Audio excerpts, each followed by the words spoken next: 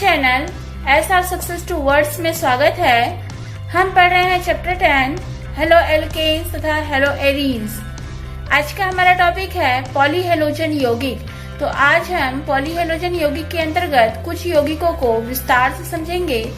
तो आज के टॉपिक को समझने के लिए और इसे इजी बनाने के लिए मैं सीमा मैम के साथ वीडियो के अंत तक बने रहिए, ताकि आज के टॉपिक को समझने में आपको आसानी हो। और वीडियो पसंद आए तो लाइक जरूर कीजिए, इसको शेयर कीजिए और मेरे चैनल को फर्स्ट टाइम वॉच कर रहे हैं तो सब्सक्राइब कीजिए, बेल आइकन को दबाइए ताकि वीडियो की नोटिफिकेशन आपको सबसे पहले मिले। तो चलिए आज की क्लास स्टार्ट करते हैं। पॉलीहेलोजन यौगिक। तो पॉलीहेलोजन यौगिक किसे कहते हैं पहले हम ये समझ लेते हैं। तो जैसे हम देख रहे हैं पॉलीहेलोजन शब्द से हम समझ पा रहे हैं कि पॉली यानी बहुत से, एक से अधिक के लिए उपयोग किया जाता है, और हेलोजन यानी कि एक से अधिक हेलोजन परमाणु जब उपस्थित होंगे तो इसे इस प्रकार से परिभाषित किया गया है कि वे यौगिक जिनमें एक से अधिक हेलोजन परमाणु उपस्थित होते हैं पॉलीहेलोजन यौगिक कहलाते हैं। पॉलीहेलोजन यौगिक में से कुछ यौगिक कृषि कार्य और उद्योगों में बहुत अधिक उपयोगी होते हैं। पॉलीहेलोजन यौगिक के अंतर्गत फर्स्ट यौगिक है डाइक्लोरोमेथेन, या जिसे मेथिलीन क्लोराइड कहते हैं। इसका सूत्र CH2Cl2 होता है। तो सबसे पहले हम इसके बनाने की विधियों को समझते हैं। तो फर्स्ट है मीथेन की क्लोरीन के साथ क्रिया। तो मीथेन की क्लोरीन से अभिक्रिया होने पर डाइक्लोरोमेथेन बनता है, जैसा कि हमको यहाँ पर समीकरण प्रदर्शित है। सेकेंड, क्लोरोफॉर्म के अपचयन से, जैसे कि आप जानते हैं अपचयन यानी हाइड्रोजन से अभिक्रिया।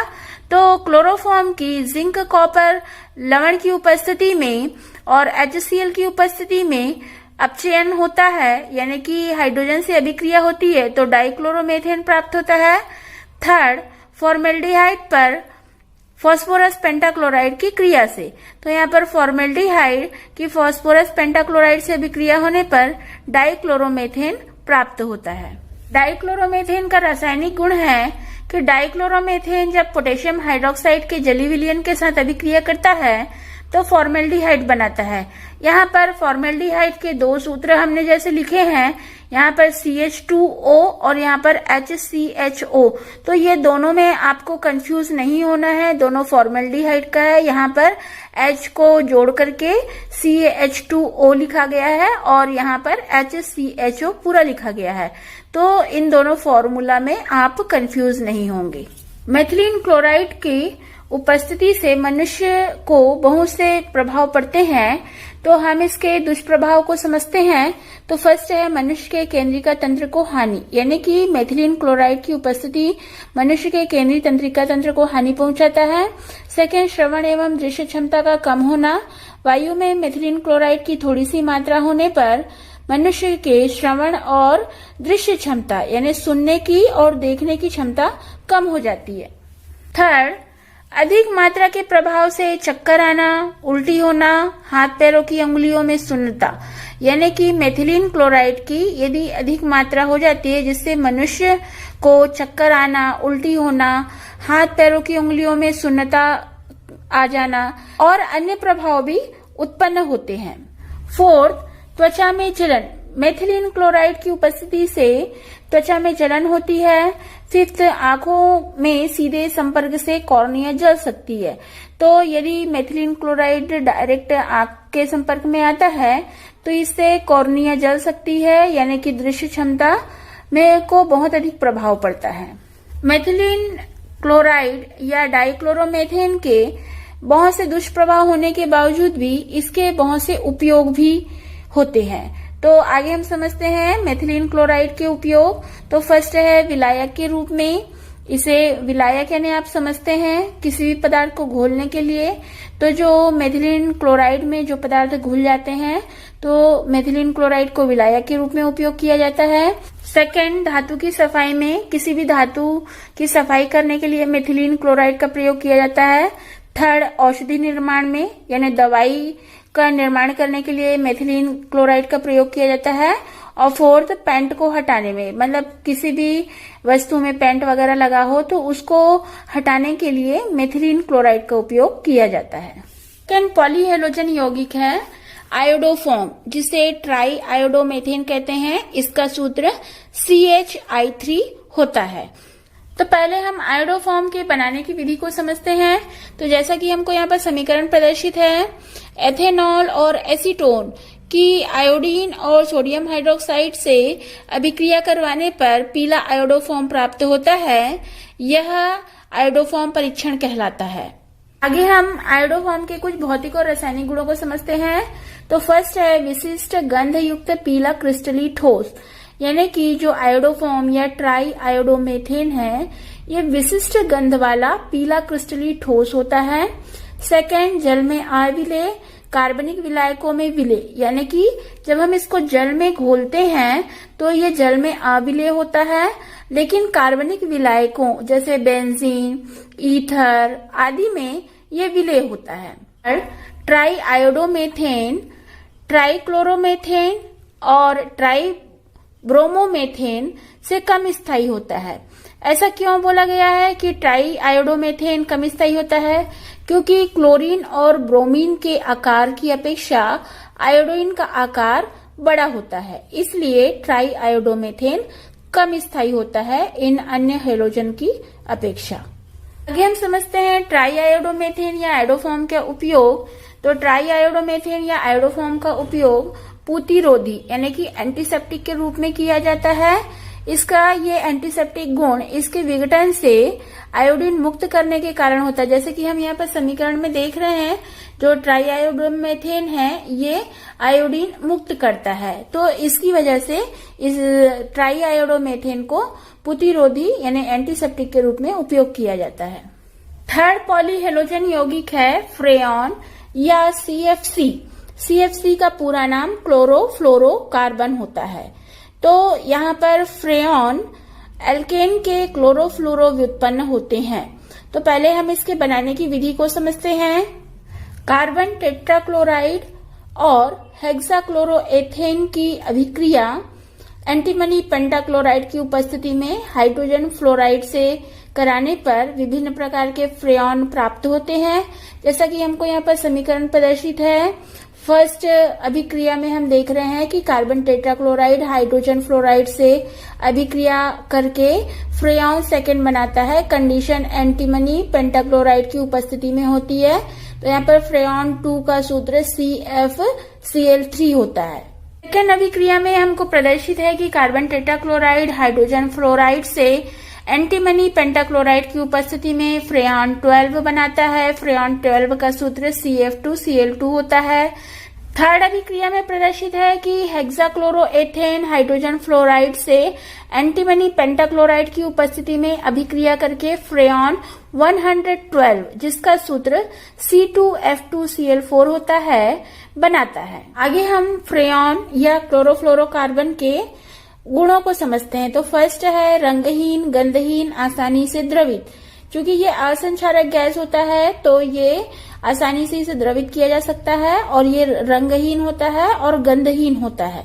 सेकेंड, क्वथनांक बहुत कम, यानी कि फ्रेऑन या क्लोरोफ्लोरोकार्बन का क्वथनांक बहुत कम होता है। थर्ड, अत्यधिक स्थायी निष्क्रिय असंक्षारक गैस, यानी कि जो फ्रेऑन होता है ये गैस है जिसको आसानी से द्रवित किया जा सकता है, तो ये बहुत अधिक स्थायी गैस होता है, निष्क्रिय गैस है, और ये नॉन टॉक्सिक होता है, यानी कि इसमें विषैलापन नहीं होता है, और असंक्षारक गैस है, यानी कि इसमें संक्षारण की प्रक्रिया, इस गैस की उपस्थिति से संक्षारण की प्रक्रिया नहीं होती है। हम समझते हैं क्लोरोफ्लोरोकार्बन के उपयोग। तो क्लोरोफ्लोरोकार्बन या फ्रेऑन का उपयोग फर्स्ट है प्रशीतक या वायु के शीतलन में। तो क्लोरोफ्लोरोकार्बन या फिर फ्रेऑन का उपयोग प्रशीतक में और वायु के शीतलन के लिए प्रयोग किया जाता है, शीतलन यानी कि ठंडा करने के लिए। फ्रेऑन वायुमंडल से होते हुए क्षोभ मंडल में फैलता है, और क्षोभ मंडल में जाकर के ये अपनी मूल श्रृंखला से अभिक्रिया प्रारंभ करके जो प्राकृतिक ओजोन की परत होती है, इस ओजोन के संतुलन को परिवर्तित कर देते हैं। सेकेंड, अक्रिय विलायक के रूप में, यानी कि फ्रेऑन का उपयोग अक्रिय विलायक के रूप में किया जाता है। थर्ड, फ्रेऑन 12 यानी कि CF2Cl2, का उपयोग उद्योगों में सबसे अधिक मात्रा में किया जाता है। आगे फोर्थ पॉलीहेलोजन यौगिक में समझेंगे हम डीडीटी या para dash dichloro diphenyl trichloro ethane. तो इसमें हम इसके बनाने की विधि और उपयोग को समझेंगे। पहले हम समझेंगे कि डीडीटी को किस प्रकार से तैयार किया जाता है। तो यहाँ पर इसके बनाने की विधि को समझेंगे। तो क्लोरोबेंजीन के 2 मॉलिक्यूल के साथ क्लोरल की अभिक्रिया होती है, जैसे कि हमको यहाँ पर समीकरण प्रदर्शित है, और कंडीशन सांद्र H2SO4 की उपस्थिति में गर्म किया जाता है। यानी कि क्लोरोबेंजीन की क्लोरल के साथ अभिक्रिया सांद्र H2SO4 की उपस्थिति में गर्म करने से डीडीटी या para dash dichloro diphenyl trichloro ethane प्राप्त होता है। ये इंपॉर्टेंट क्वेश्चन है, संक्षिप्त टिप्पणी लिखने के लिए आता है, या फिर ये भी पूछा जाता है कि डीडीटी का पूरा नाम क्या होता है। डीडीटी का उपयोग हम समझते हैं तो डीडीटी एक कीटनाशी है जिसमें ये मुख्य रूप से मलेरिया फैलाने वाले मच्छर और टाइफस वाहक जीवों को समाप्त करने के लिए डीडीटी का प्रयोग किया जाता है। तो इस डीडीटी के गुण के कारण इसे आजकल प्रतिबंधित कर दिया गया है। तो जो डीडीटी होता है ये बहुत अधिक स्थायी होता है, वसा में विलय होता है और डीडीटी का शीघ्र उपापचयन नहीं होता है। इसकी वजह से इसका उपयोग आजकल प्रतिबंधित कर दिया गया है। तो पॉलीहेलोजन यौगिक है बेंजीन हेक्साक्लोराइड, इसे शॉर्ट में BHC कहते हैं। बेंजीन हेक्साक्लोराइड का सूत्र C6H6Cl6 होता है। तो यहाँ पर इससे क्वेश्चन पूछा जाता है, ये इम्पोर्टेंट क्वेश्चन है कि संक्षिप्त टिप्पणी लिखिए। ये आपको शॉर्ट फॉर्म BHC भी दे सकता है, या फिर बेंजीन हेक्साक्लोराइड करके, या फिर 666 करके। इस पर आपको संक्षिप्त टिप्पणी लिखना होगा। या क्वेश्चन रहता है कि बेंजीन हेक्साक्लोराइड किसे कहते हैं, इसे किस प्रकार से बनाया जाता है, और इसके उपयोग लिखिए। तो इसमें घुमा फिरा करके आपसे क्वेश्चन पूछा जाता है, तो इसको आप अच्छे से तैयार कर लेंगे। तो हम बेंजीन हेक्साक्लोराइड के बनाने की विधि और उसके उपयोग को विस्तार से समझते हैं। तो यहाँ पर बेंजीन हेक्साक्लोराइड कैसे तैयार किया जाता है, तो जैसा कि हमको यहाँ पर समीकरण प्रदर्शित है, बेंजीन की क्लोरीन से अभिक्रिया होती है पराबैंगनी प्रकाश की उपस्थिति में, तो बेंजीन हेक्साक्लोराइड बनता है। जैसे इसकी संरचना है, इसमें बेंजीन रिंग में क्लोरीन जुड़ा होता है, चूंकि इसका सूत्र C6H6Cl6 होता है, और इस संरचना के आधार पर इसका IUPAC नेम 1 2 3 4 5 6 हेक्साक्लोरोसाइक्लोहेक्सेन होता है। बेंजीन हेक्साक्लोराइड या BHC का व्यापारिक नाम गेमेक्सेन, गैमेन, लिंडेन और 666 होता है। बेंजीन हेक्साक्लोराइड के 9 समावयवी होते हैं। BHC का उपयोग कीटनाशी और पीड़कनाशी यानी कि इंसेक्टिसाइड और पेस्टिसाइड के रूप में किया जाता है। तो चूंकि बेंजीन हेक्साक्लोराइड के 9 समावयवी होते हैं, तो इसमें से जो गामा समावयवी होता है इसे प्रभावी कीटनाशी और पीड़कनाशी के रूप में उपयोग किया जाता है। पॉलीहेलोजन यौगिक के अंतर्गत 6 हम समझेंगे क्लोरोफॉर्म, जिसे ट्राइक्लोरोमेथेन कहते हैं। क्लोरोफॉर्म का सूत्र CHCl3 लिखते हैं। क्लोरोफॉर्म की हम बनाने की विधि, गुण, दुष्प्रभाव और उपयोग को समझेंगे। तो पहले हम समझते हैं बनाने की विधि।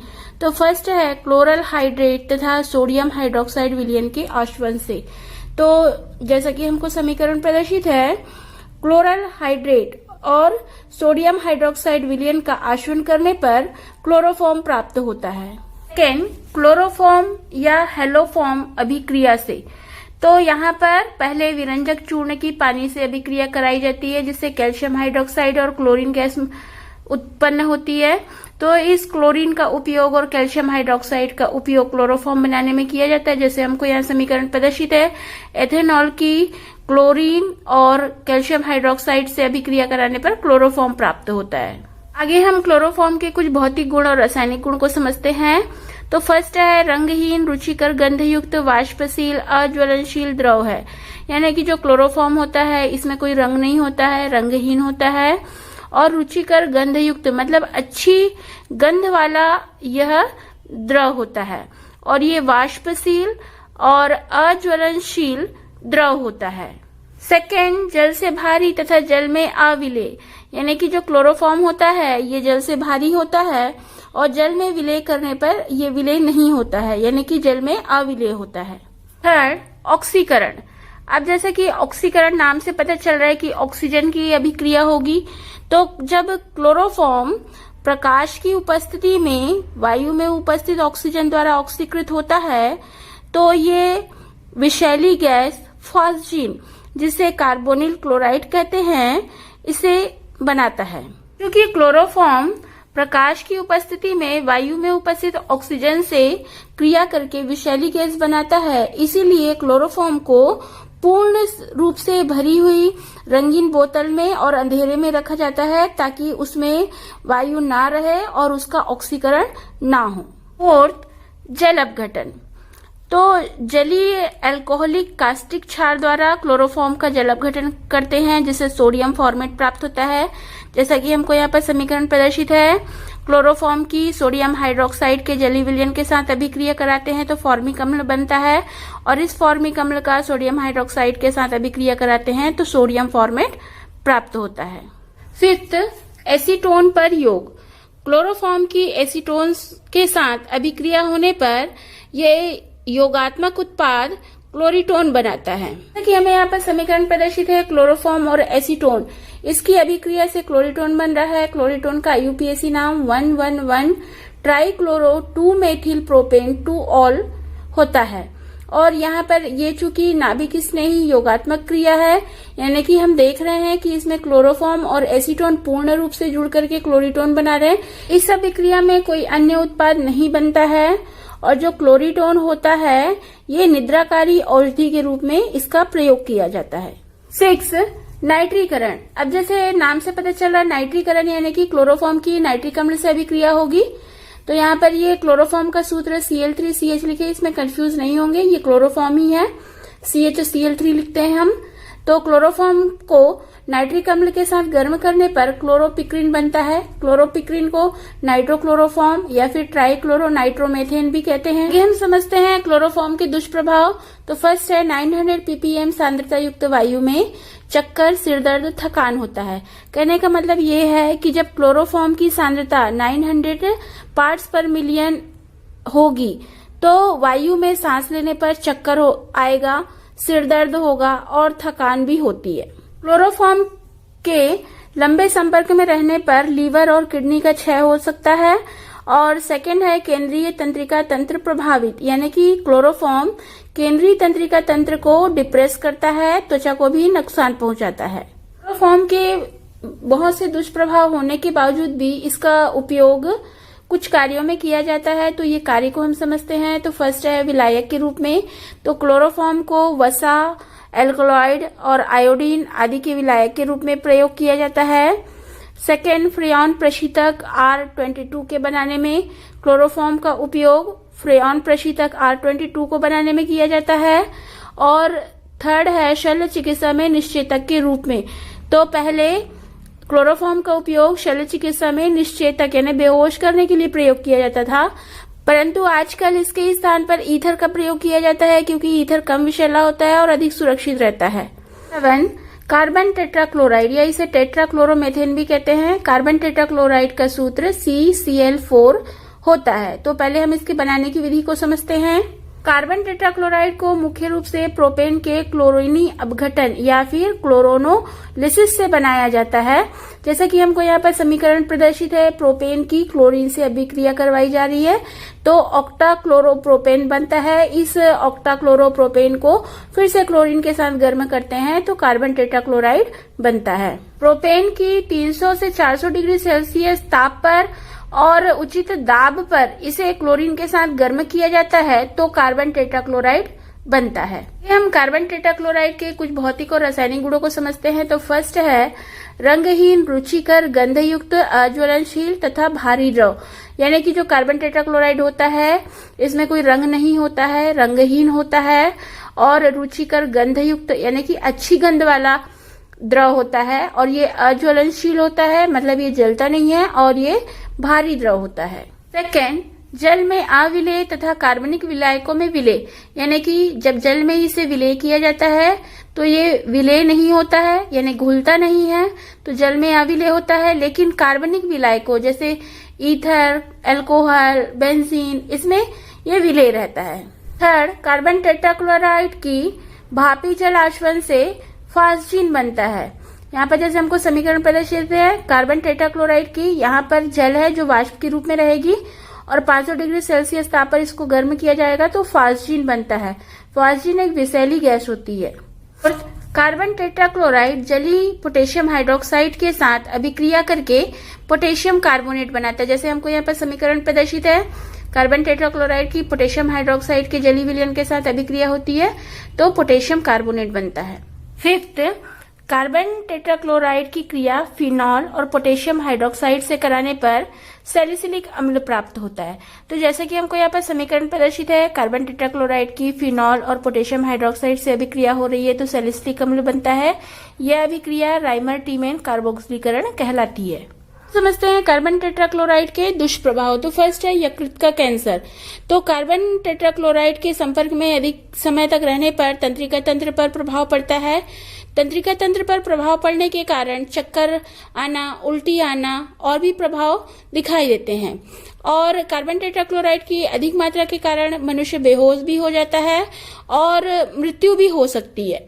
इसकी वाष्प के संपर्क में अधिक समय तक रहने पर आंखों में जलन उत्पन्न होती है और कार्बन टेट्राक्लोराइड यकृत का कैंसर भी उत्पन्न करता है। सेकंड, ओजोन परत का विरलीकरण। तो यहाँ पर जब कार्बन टेट्राक्लोराइड वातावरण में ऊपर की तरफ जाता है, यानी वायुमंडल में ऊपर जो ओजोन परत होती है उस ओजोन परत की तरफ जब जाता है तो ये ओजोन परत को धीरे धीरे नष्ट करने लगता है। तो ओजोन परत के विरलीकरण से मनुष्य तक पराबैंगनी किरणें आती है। तो पराबैंगनी किरणें जब मनुष्य यानी कि वातावरण में जब पहुंचता है तो इससे त्वचा का कैंसर, आंखों की बीमारी और भी अन्य विकार उत्पन्न होते हैं और इससे प्रतिरक्षा प्रणाली भी कमजोर हो जाती है। कार्बन टेट्राक्लोराइड के उपयोग। फर्स्ट है विलायक के रूप में। तो कार्बन टेट्राक्लोराइड का उपयोग विलायक के रूप में किया जाता है। सेकंड, ग्रीस साफ करने में। थर्ड, दाग धब्बे हटाने में। फोर्थ, औषधि और फ्रेयॉन के निर्माण में। और फिफ्थ, अग्निशामक में। यानी कि जो कार्बन टेट्राक्लोराइड होते हैं इसको ग्रीस को साफ करने के लिए और जो हमारे कपड़े वगैरह में दाग धब्बे लग जाते हैं उसको हटाने के लिए और मेडिसिन के निर्माण में, फ्रेयॉन के निर्माण में और अग्निशामक में भी कार्बन टेट्राक्लोराइड का उपयोग किया जाता है। 8 पॉलीहेलोजन यौगिक है वेस्ट्रॉन तथा वेस्ट्रोसॉल। तो यहाँ पर ये क्या होते हैं इसको हम समझेंगे। तो एसिटिलीन टेट्राक्लोराइड या जिसे वेस्ट्रॉन कहते हैं, जब इसमें चूने का पानी डालते हैं तो इसमें से HCl का एक अणु का विलोपन होता है और वेस्ट्रोसॉल बनता है। जैसे कि हमको यहाँ पर समीकरण प्रदर्शित है, जो वेस्ट्रॉन है जिसको एसिटिलीन टेट्राक्लोराइड या इसका IUPAC नाम 1122 टेट्राक्लोरोएथेन होता है। इसमें जब चूने का पानी डालते हैं तो HCl का एक अणु बाहर निकलता है और वेस्ट्रोसॉल बनता है जिसे ट्राइक्लोरोएथीन या ट्राइक्लीन भी कहते हैं। वेस्ट्रॉन और वेस्ट्रोसॉल ये विलायक होते हैं। वेस्ट्रॉन और वेस्ट्रोसॉल के अलावा एक और अन्य यौगिक होता है जिसे टेट्राक्लोरोएथिलीन कहते हैं, जिसे परक्लीन या टेट्राक्लीन भी कहा जाता है। ये परक्लीन या टेट्राक्लीन का उपयोग निर्जल धुलाई यानी ड्राई क्लीनिंग में किया जाता है। आज हमने पॉलीहेलोजन यौगिक के अंतर्गत डाइक्लोरोमेथेन या मेथिलीन क्लोराइड, क्लोरोफॉर्म या ट्राइक्लोरोमेथेन, आयोडोफॉर्म या ट्राईआयोडोमेथेन, कार्बन टेट्राक्लोराइड या टेट्राक्लोरोमेथेन, फ्रेयॉन या क्लोरोफ्लोरोकार्बन, DDT, BHC, वेस्ट्रॉन तथा वेस्ट्रोसॉल, इन 8 पॉलीहेलोजन यौगिकों के बनाने की विधि, इनके कुछ भौतिक और रासायनिक गुण, इसके दुष्प्रभाव और उपयोग को विस्तार से समझे। आज की वीडियो में बस इतना ही। अगली वीडियो में हम नए टॉपिक के साथ मिलते हैं। तब तक के लिए गुड बाय।